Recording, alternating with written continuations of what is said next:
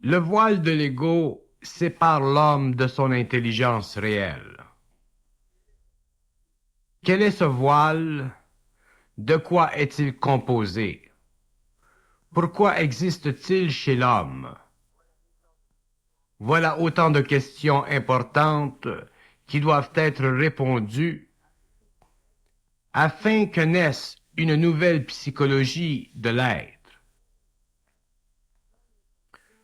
L'homme inconscient n'a pas conscience du voile de l'ego, car sa conscience n'est pas encore dans l'intelligence d'elle-même.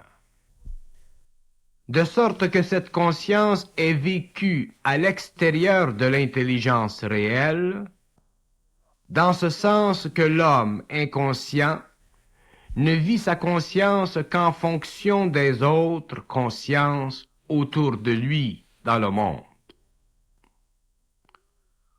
Pour que l'homme vive sa conscience en fonction de lui-même, il doit d'abord être dans l'intelligence de cette conscience, et par la suite, au fur et à mesure que cette intelligence grandit en lui, que l'intelligence de sa conscience commence à éveiller en lui certaines possibilités,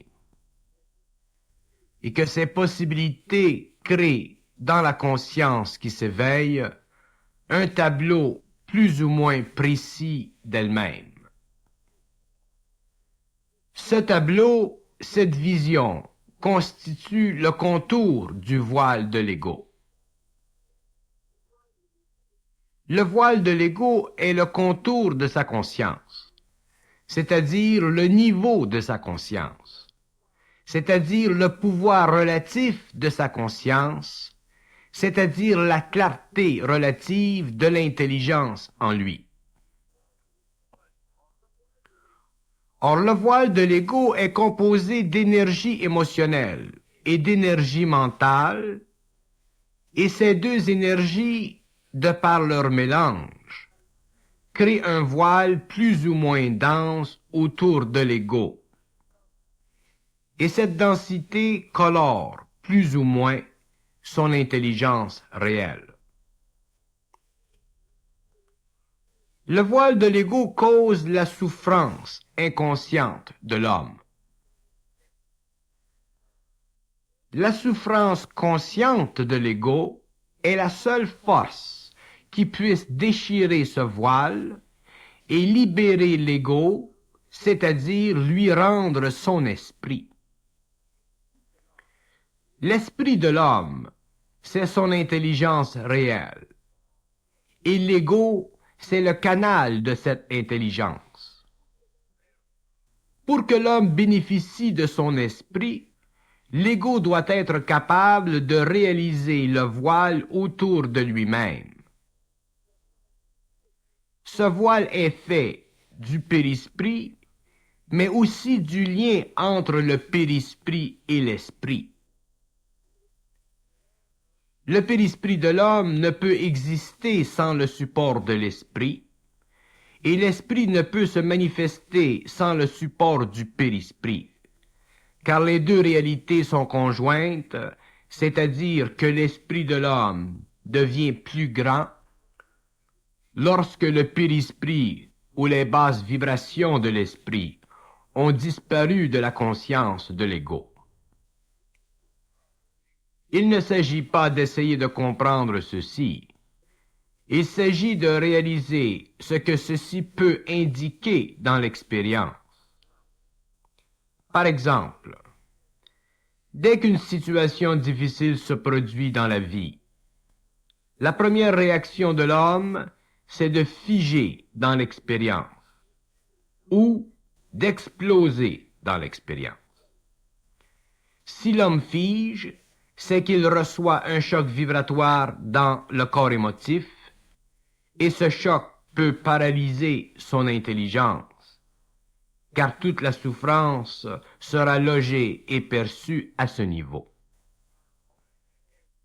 Par contre, si l'homme explose dans l'expérience, c'est que la souffrance se loge dans l'émotif et le mental à la fois, de sorte que sa réaction sera violente, explosive, car le mental alimentera l'émotif. Alors nous disons que dans le premier cas, où l'homme est figé par le choc, que son périsprit est affaibli. Et lorsqu'il devient explosif, que son périsprit est renforcé. Mais dans les deux cas, l'esprit ou l'intelligence réelle devient prisonnier du périsprit, car ce dernier contrôle l'énergie de l'homme sur les deux paliers, l'émotif et le mental. Le voile de l'ego est alors dense, et l'intelligence réelle ne peut le pénétrer, car la vibration de l'esprit est trop subtile, et il n'y a pas suffisamment de calme vibratoire sur les deux plans de l'homme. Lorsque l'homme se conscientise et qu'il apprend de plus en plus à ne pas se prendre au sérieux, le périsprit devient de plus en plus assujetti au pouvoir de l'esprit dans l'homme. Et le voile devient graduellement plus diaphane, moins opaque, et l'homme commence à découvrir qu'il peut très bien fonctionner dans les situations les plus difficiles, celles qui peuvent le plus l'affecter émotivement et mentalement.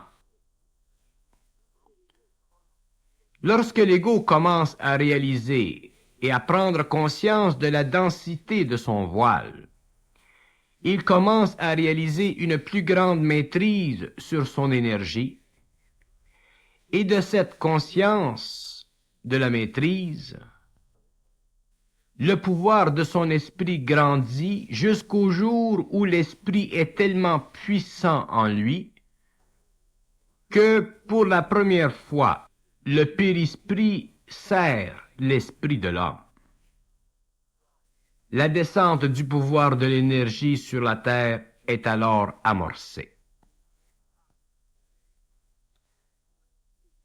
La conscience du voile de l'ego nécessite que l'homme ait dépassé l'inconscience psychologique.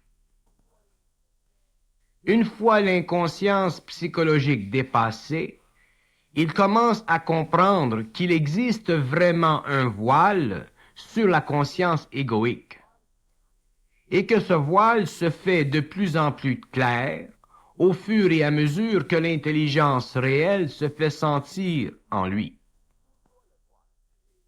Pourquoi le voile?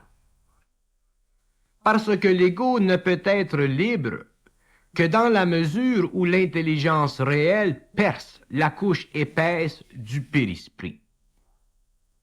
Pourquoi le voile? Parce que sans ce voile, l'ego n'aurait pas développé l'expérience nécessaire pour que l'âme fût enrichie et qu'à son tour l'ego pût profiter de l'expérience accumulée.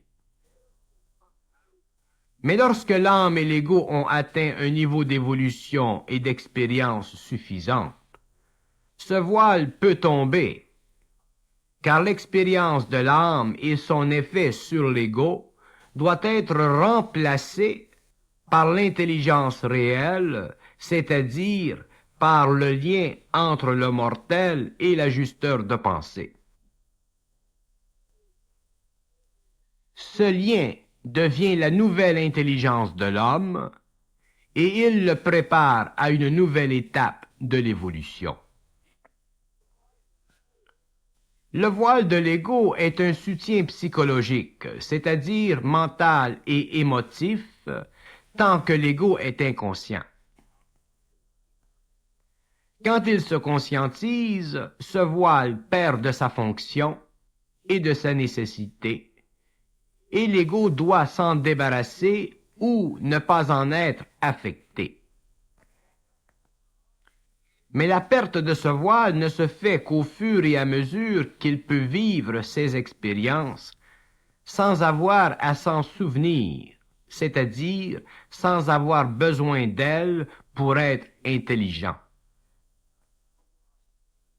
Tant que l'ego a besoin d'expérience pour être intelligent, il doit vivre du voile, car c'est le voile qui lui permet de vivre expérimentalement, c'est-à-dire expérientiellement. Lorsqu'il ne vit plus expérientiellement, le voile se déchire, se dissout, et l'ego devient libre, c'est-à-dire qu'il comprend sur le champ la portée de toute action. Le voile de l'ego entretient chez l'homme l'impression d'être. Le voile lui donne l'impression d'être, et cette impression est fausse, car l'homme ne peut pas être tant qu'il a ce voile. Car être veut dire avoir le pouvoir de l'intelligence en soi, être veut dire avoir accès à l'invisible, être veut dire ne pas être dominé par aucune condition de vie, être veut dire tout ce que l'homme inconscient n'est pas. Alors le voile de l'ego confirme l'homme dans son état de mortel assujetti, et lorsque l'homme se conscientise, il découvre l'existence de ce voile et s'aperçoit de sa subtilité et de sa réalité. Dès que la conscience télépathique s'est bien installée en lui, le voile commence à se retirer un peu. Mais ce n'est pas la conscience télépathique qui le fera disparaître, mais sa capacité à voir au-delà de ses illusions, au fur et à mesure que s'ajuste sa conscience télépathique. Autant le voile par le passé était la mesure de son inconscience, autant il devient, lorsqu'il disparaît, la mesure de son rapprochement avec l'éther. Lorsque l'homme a accès à l'éthérique, le voile n'est plus, et l'être humain est complet, c'est-à-dire qu'il vit une autre vie. Le voile de l'ego, au début, s'apparente à son incapacité de vivre son intérêt vital. Lorsque l'ego est dans son intérêt vital, déjà le voile est de beaucoup plus diaphane, plus clair. Déjà, la vie n'est plus la même. Mais le voile n'est pas encore totalement disparu. L'être humain n'a aucun contrôle sur le voile de son ego. C'est pourquoi il souffre. Mais sa souffrance diminue lorsqu'il avance dans son intelligence, car l'intelligence réelle est le couteau qui coupe le voile. Mais l'intelligence ne peut couper que la partie mentale et émotive du voile. Déjà, lorsque ceci est fait, terminé, l'ego est plus près de l'éther. Le voile de l'ego s'imprègne de toutes les impressions que crée en lui la vie. Et ces impressions doivent être de plus en plus sous le regard de la conscience grandissante de l'ego, s'il ne veut pas avoir l'impression qu'il recule dans son évolution vers la conscience pure. Lorsque l'ego a l'impression qu'il recule, qu'il n'avance pas, c'est que le voile n'est pas encore suffisamment sensible à l'énergie de l'éther, c'est-à-dire à la conscience pure de l'homme. Pour que l'homme sente qu'il avance, il lui faut pouvoir se réaliser de plus en plus en dehors du mental inférieur et de l'émotif. Car le voile de l'ego se fait sentir à la moindre impression subjective qui puisse se manifester sur ces deux plans inférieurs de l'homme. De là l'impression de ne pas avancer, de ne pas évoluer.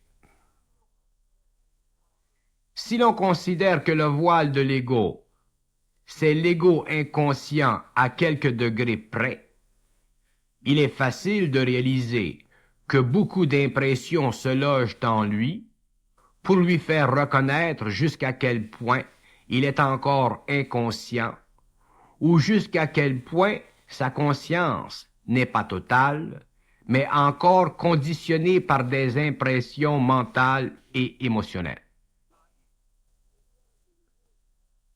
Le voile de l'ego transmet à l'homme des impressions qu'il a déjà reçues. C'est ce que nous appelons le phénomène de la mémoire subjective. C'est le voile de l'ego qui maintient en vie cette mémoire subjective et qui crée une fausse conscience dans l'homme. Pour que l'homme exprime sa réalité de fond, le voile doit s'éclaircir à un point tel que l'homme ne sente aucune différence entre ce qu'il fait et l'intelligence de ce qu'il fait, de sorte que son action, sa vie, soit une expression complète et de plus en plus parfaite de son intelligence réelle et de moins en moins de sa mémoire émotive et mentale. Tant que l'ego vit sa vie en dehors de lui-même, c'est-à-dire en fonction de son voile, il n'a jamais l'impression d'être réel, c'est-à-dire qu'il n'a jamais l'impression d'être une expression de son intelligence réelle. Il sent toujours une couche de conscience qui n'est pas parfaite, et cette sensation fait partie du voile. Pour que le voile s'amenuise, il lui faut apprendre à reconnaître son effet sur sa vie, afin qu'il puisse devenir de plus en plus conscient de son imperfection. La réalisation de son imperfection lui fait prendre conscience de l'imperfection de son intelligence. Cette réalisation lui créera une sorte de souffrance qui le mènera de plus en plus vers le centre de lui-même, où le voile n'existe plus. Il existe une relation entre le voile de l'ego et son intérêt vital. Tant que l'ego n'a pas reconnu son intérêt vital, le voile existe en lui. Car la propriété du voile est de lui cacher la relation étroite entre sa conscience créative et active et son intelligence réelle. Tant que le voile entoure l'ego, son intelligence réelle est retenue dans sa pleine mesure. Et à cause de cette retenue, la conscience de l'ego ne peut s'exprimer selon cette intelligence réelle ou la pleine mesure de celle-ci. L'intérêt vital coïncide avec l'intelligence réelle mise à la disposition de l'homme. Or, le voile de l'ego obstrue le passage de cette énergie et l'homme ne peut être parfaitement dans sa peau tant que l'intérêt vital n'est pas réalisé. Si le voile est trop dense, la vie telle qu'elle est vécue dans l'inconscience ne pourra se perfectionner, c'est-à-dire s'ajuster à sa vraie contrepartie. Et les corps subtils de l'homme, dont le mental et l'astral, ne pourront le servir, c'est-à-dire qu'il n'aura pas la capacité émotive ou mentale d'extraire de la vie l'énergie dont il a de besoin pour la mettre ou la rendre à sa mesure. Alors la mesure de la vie sera toujours plus courte que lui ne voudra l'entendre. Le voile de l'ego exprime toujours le petit homme. Or, ce petit homme est celui qui s'interroge sur la vie. Tant que l'homme est petit, il est forcé de s'interroger sur la vie, car son intelligence est petite. Le grand homme ne s'interroge plus, car le voile a disparu, et c'est lui qui dicte, à cause de son intelligence réelle, ce qu'il doit vivre et comment il doit le vivre. Mais pour que cette clarté de vie se manifeste chez l'homme, il ne peut plus être voilé dans son intelligence ou ses émotions. Le petit homme est celui qui ne peut pas encore exploser dans la vie, la forcer à couler dans la direction qu'il voit et qu'il veut. Tant que le voile de son ego n'est pas ressenti, il lui est impossible d'appliquer sa volonté et son intelligence réelle afin d'accumuler pour lui-même et en lui-même toutes les opportunités et toutes les occasions dont il a et aura de besoin pour former le cadre de la vie qu'il veut vivre. Et s'il ne peut former le cadre de la vie qu'il veut vivre, il sera forcé d'être un pion de la vie et de demeurer un petit homme, c'est-à-dire une créature. Le voile de l'ego s'apparente à deux forces majeures chez l'homme: l'intérêt personnel et le goût personnel, versus l'intérêt vital et l'intelligence pure. Or, ces deux forces constituent les deux pôles sur lesquels est accroché le voile égoïque. Ces deux pôles sont très puissants chez l'homme, car l'un représente tout le matériel mental et l'autre tout le matériel émotif de l'ego, de sorte que la diminution de ces deux forces chez l'homme déséquilibre temporairement l'ego, et c'est ce déséquilibre qu'il craint et ne comprend pas. D'où sa souffrance, son inquiétude, etc., etc. Mais le voile de l'ego ne peut coexister avec l'intérêt vital et l'intelligence pure. De sorte que tout développement de la conscience vibratoire de l'ego doit diminuer le pouvoir subjectif et illusoire de ces deux forces pour le remplacer par le pouvoir vibratoire de la conscience réelle qui se doit être intelligence réelle et fixée dans une activité de vie réelle ou l'intérêt vital.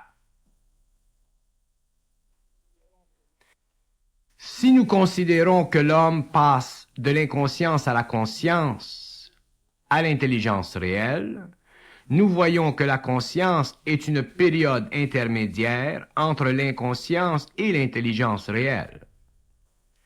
De sorte que la conscience est le stage qui permet à l'homme de réaliser de plus en plus le voile de son ego, mais ce stage n'est pas terminal, car l'homme un jour doit aller au-delà de la simple conscience pour devenir intelligent réellement et vivre de son intérêt vital, qui est le produit de cette intelligence réelle. Tant que cette dernière phase n'est pas atteinte, l'homme ne peut être bien dans sa peau de façon complète, c'est-à-dire de façon créative. Il peut être bien dans sa peau s'il est conscient, mais ce bien n'est pas complet, car il n'a pas encore développé tous les outils dont il a de besoin pour bien vivre sur Terre à la hauteur du pouvoir de son intelligence réelle. La conscience lui permet de s'éveiller au subtil. L'intelligence réelle et l'intérêt vital lui permettent de travailler dans le matériel d'une façon complète et parfaite. Seulement alors peut-il dire qu'il n'est plus aveuglé, empêché par le voile égoïque. Il cesse alors d'être un petit homme. Être un grand homme veut dire être soi-même, être bien, être parfaitement bien. Et pour que l'homme vive cet état, le voile de son ego doit se déchirer à un point tel qu'il ne puisse rien trouver dans sa vie qui ne soit conforme à son bien-être. Aussitôt que son bien-être, son équilibre vibratoire est troublé par l'extérieur, il doit être suffisamment dans son intelligence et reconnaître son intérêt vital pour rééquilibrer sa vibration. Tout ceci dépend de l'épaisseur du voile égoïque de sa conscience. Ce voile est dense si on le compare à l'énergie vibratoire des deux forces créatives qui sont en opposition parfaite aux deux forces égocentriques qui créent le voile. L'énergie vibratoire de la conscience de l'homme ne se rationalise pas. Et dès que l'homme est suffisamment conscient, il peut la sentir, et s'il n'est pas assez conscient pour se l'intégrer instantanément, il en souffrira le malaise, car elle demeurera active et vivante au fond de lui-même, jusqu'à ce qu'il ait créé l'équilibre nécessaire pour qu'il en bénéficie au lieu d'en souffrir. Le voile égoïque sert de baromètre à l'homme conscient, car sa densité devient tellement évidente lorsqu'elle est bombardée par l'énergie vitale, créative, que l'homme réalise sur le champ qu'il y a en lui un déséquilibre vibratoire. C'est ainsi qu'il détruit petit à petit le voile égoïque et se réalise un jour comme un être parfaitement stable, auquel rien ne peut être ajouté et rien ne peut être retranché.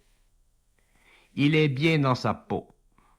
Son intérêt réel, c'est-à-dire son intérêt vital, et son intelligence réelle ont remplacé le voile et il vit. C'est-à-dire qu'il pénètre lentement, imperceptiblement, dans la conscience de son corps éthérique, après avoir mis de côté l'inconscience du corps mental inférieur et du corps astral. Le voile égoïque, une fois qu'il est remplacé, permet à l'homme de réaliser qu'il est fait pour de grandes choses, c'est-à-dire qu'il est fait pour être grand dans sa mesure réelle, au lieu d'être petit selon la mesure de son voile. Le voile égoïque ne se réalise que selon le degré de sensibilité que l'homme a lorsque ses vibrations sont débalancées. Cette réalisation s'accroît et devient plus aiguë, plus grande avec le temps, car ces corps subtils ont été altérés et leurs vibrations changées. De sorte que la conscientisation n'est pas seulement un nettoyage psychologique, mais aussi un ajustement vibratoire de très haute sensibilité. C'est cet ajustement qui déchire le voile égoïque et qui permet à l'homme d'entrer dans son intelligence réelle et son intérêt vital. Le voile égoïque est une énergie qui entretient la vitalité astrale de l'homme et qui permet que ce dernier demeure sous l'influence mentale et émotive du plan astral. De sorte que le voile égoïque sépare l'homme de sa réalité multidimensionnelle et empêche que se réalise sur le plan matériel la lumière, c'est-à-dire l'intelligence active et créative dans l'homme. Pour que l'homme s'instruise par lui-même, il est nécessaire que ce voile disparaisse, car tant que l'homme en est enveloppé, l'intelligence en lui ne peut servir qu'à l'évolution. Et tant que l'intelligence de l'homme ne peut servir qu'à l'évolution, il lui est impossible de s'éveiller au plan cosmique de la Terre et de sa race nouvelle. Le voile égoïque rétrécit la vision de l'homme et sa conscience est forcée de demeurer liée à des formes qui sont sous le contrôle de forces anti-hommes, c'est-à-dire de forces qui n'ont pas le pouvoir de l'intelligence créative en elles, car elles sont en dehors des plans de l'énergie de l'intelligence. L'énergie de l'intelligence n'est pas régie par les mondes invisibles de la forme, de sorte que l'ego qui la canalise ne peut à la fois vivre à l'intérieur de ce voile et en même temps dans l'énergie de l'intelligence. De sorte que toute descente dans l'homme de l'énergie retourne l'homme contre la forme et détruit en lui le voile. Mais le voile n'est pas mauvais en lui-même, car il protège l'homme contre la brutalité de la réalité, tant qu'il n'est pas prêt à y faire face. Mais il doit être réalisé afin que l'homme avance vers la réalité en subissant un ajustement austère et précis de ses corps subtils. Le voile égoïque est imprégné de matériel qui éloigne l'homme, l'ego, de son intelligence vivante, c'est-à-dire de cette intelligence qui lui donne le pouvoir d'être à la fois matériel et morontiel, c'est-à-dire le pouvoir de cohabiter deux plans de la réalité à la fois. Un des plans le plus subtil, lui servant de point de vue universel, et l'autre, lui servant de point d'application pour la science, lui venant du plan universel. Tant que le voile égoïque demeure chez l'homme, il ne peut se parfaitement réaliser, mais son intelligence grandit lorsqu'il prend de plus en plus possession de ses facultés intérieures, volontaires et intelligentes. La prise de possession de ces facultés nécessite qu'il puisse vibrer à l'énergie sans constamment la bloquer à cause de sa psychologie de petit homme. L'être humain est un continuum vibratoire et énergétique. Seule sa psychologie subjective peut neutraliser en lui les forces qui font de lui un être supérieur. Le voile égoïque se rationalise parfaitement. Et tant que l'homme a la capacité de rationaliser, il perd contact avec ce qui est de plus cher en lui, son énergie vibratoire ou la force de son intelligence réelle. Le voile égoïque installe l'homme plus ou moins confortablement dans une attitude de vie qu'il veut maintenir sous le parapluie de son intellect et de ses émotions. Inutile de dire que cette condition ne le sert pas, mais sert les forces astrales en lui qui ne peuvent perdre leur pouvoir d'influence que lorsqu'il a tout retourné contre la forme. La forme s'ajuste à l'homme au fur et à mesure qu'il en comprend les lois ou les illusions. À partir de ce moment, elle lui sert à contenir l'énergie ou l'intelligence, sans nécessairement pouvoir s'en servir encore aujourd'hui. Car le temps est important pour marquer la descente de l'énergie et sa participation active à l'intérieur ou par le biais de la forme. Mais si le voile égoïque est trop dense, la forme prendra le dessus sur le temps de l'intelligence réelle et l'ego en souffrira. L'ego n'a pas à se préoccuper des plans que lui voile l'intelligence, pourvu qu'il est informé de façon subtile que la forme tend vers telle ou telle activité au fur et à mesure que la vie matérielle coïncide avec le temps de l'intelligence. L'homme n'a plus alors de soucis. Il est dans le plan créatif de l'intelligence réelle. Le plan créatif de l'intelligence réelle prend en considération toutes les aspirations réelles et nécessaires de l'homme, c'est-à-dire tous ses mouvements réels, car ces mouvements viennent d'elle. Mais le voile égoïque doit être de plus en plus éliminé de la conscience de l'ego.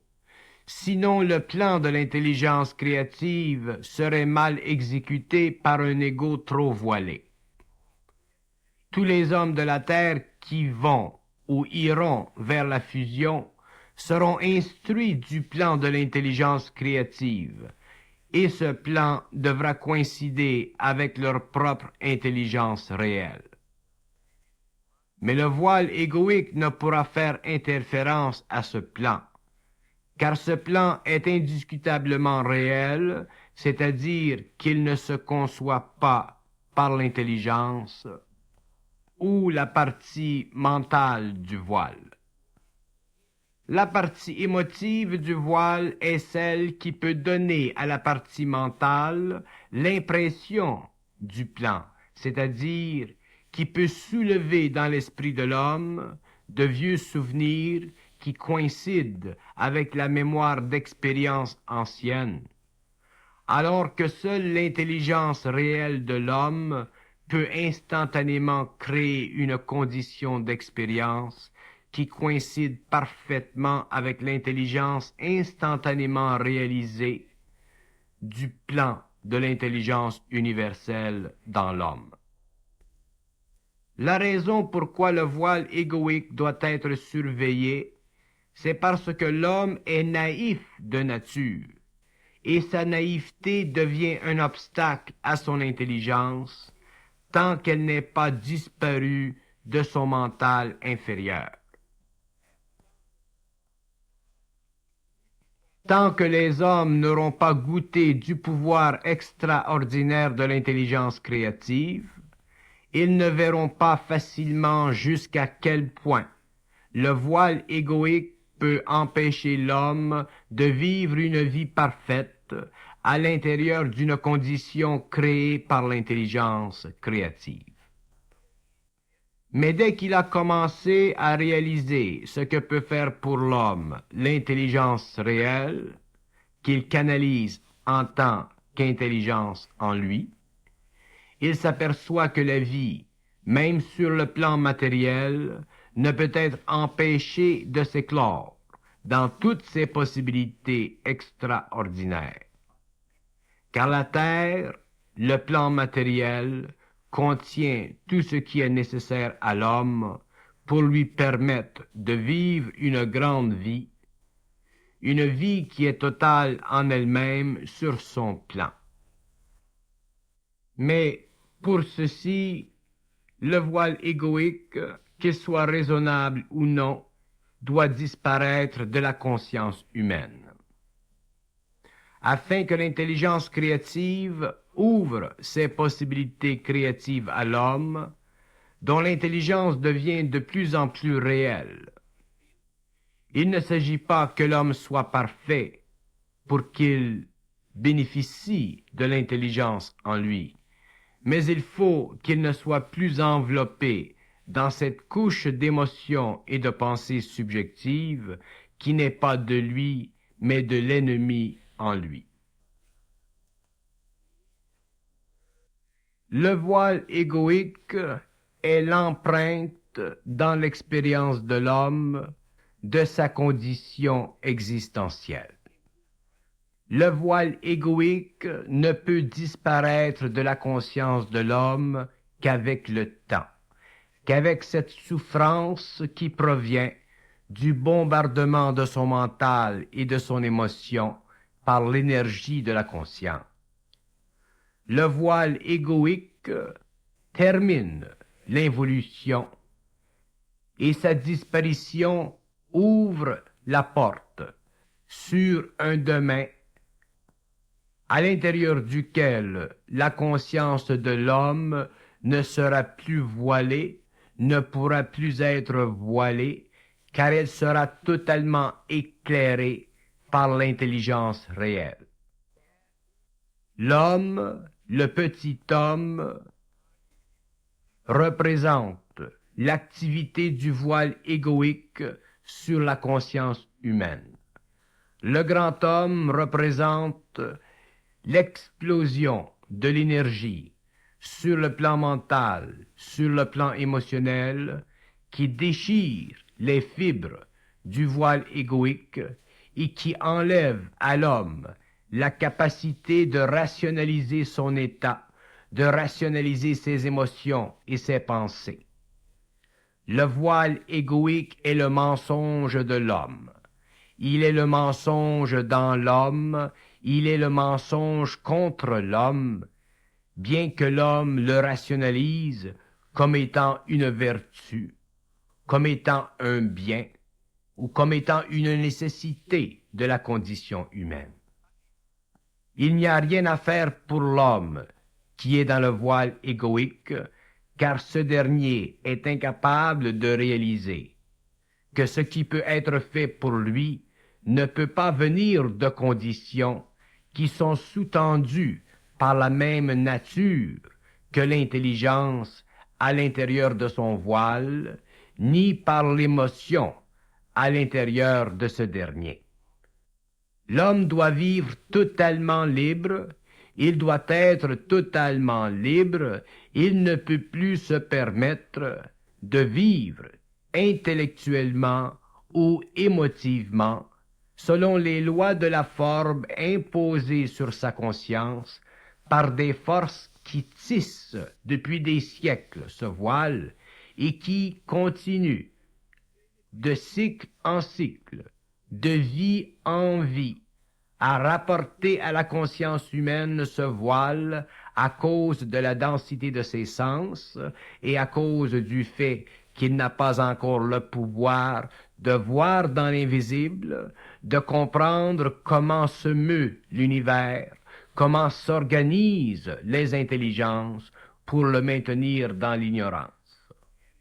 Le voile égoïque sera transpercé avec le temps, mais l'homme aujourd'hui doit commencer à en prendre conscience afin de vivre sa vie d'une façon plus pleine, plus sage, plus réelle, plus calme, plus près de son intelligence et plus éloigné de l'influence qui s'imprègne sur son mental et son émotionnel à cause de son lien ancien avec la mémoire de l'humanité.